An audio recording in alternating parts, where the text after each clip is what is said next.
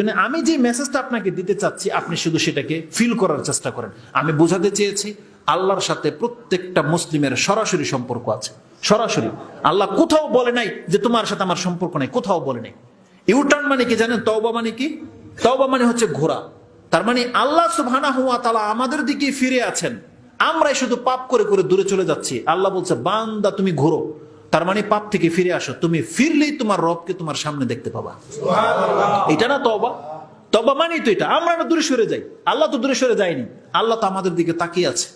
আল্লাহ বলছেন বান্দা তুমি ফিরে আসো, ফাফিরু ইলাল্লাহ, তুমি তোমার রবের দিকে ফিরো। তার মানে কি? আমি যখন বলবো এই আমার দিকে তাকান, তার মানে কি? আমি তো আপনার দিকে তাকিয়ে আছি, আপনি ওনার দিকে তাকিয়েছিলেন। আমি যখন বলছি আমার দিকে তাকান, তার মানে আমি তো আপনাকে দেখতে পাচ্ছি। আল্লাহ কি বলতেছেন? ফাফিরু ইলাল্লাহ, তোমরা আল্লাহর দিকে ফিরো। তার মানে কি? আল্লাহ আমাদের দিকে অলরেডি তাকিয়ে আছেন। আল্লাহ বলছে বান্দা তুমি ফিরো, তুমি তো ঘুরে আছো অন্যদিকে। বোঝেন কথা? কোরআনের দিকে ফিরে আসে। আল্লাহ সুবহানাহু ওয়া তাআলা রাস্তা প্রশস্ত। আল্লাহ আমাদেরকে তার বান্দা হওয়ার জন্য ডেকেছেন।